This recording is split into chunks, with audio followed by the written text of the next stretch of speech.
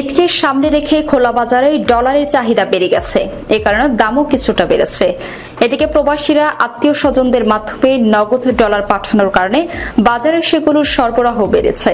ব্যাংকের কাছে খোলা বাজারে ডলারের দাম বেশি হওয়ায় প্রবাসীদের পাঠানো নগদ ডলারের একটি অংশ কার্যকর মার্কেটে চলে যাচ্ছে।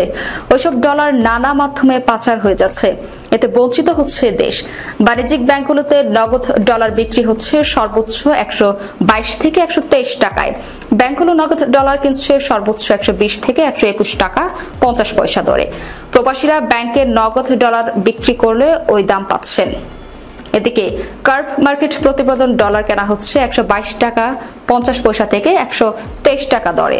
ফলে খোলা বাজারে ডলার বিক্রি করলেও প্রতি ডলারে প্রায় 1.5 টাকা বেশি পাচ্ছেন।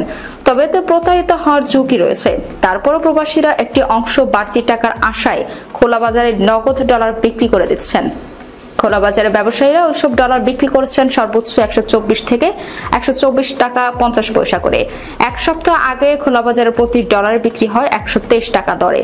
ব্যাংকে বেশ কিছুদিন ধরে নগদ ডলার 122 থেকে 123 টাকা দামে বিক্রি হচ্ছে। এর আগে বিগত আওয়ামী লীগ সরকারের সময় খোলা বাজারে ডলারের দাম 133 টাকা ছাড়িয়ে গিয়েছিল। ডলারের সরবরাহ বাড়ায় এখন দাম অনেকটা কমেছে। আসন্ন ঈদ উপলক্ষে বিদেশ ভ্রমণের কারণেই মূলত ডলারের চাহিদা বেড়েছে, ফলে দামও বেড়েছে। কারণ ব্যাংকে বিদেশ ভ্রমণের জন্য ডলার দেওয়া হচ্ছে খুবই কম।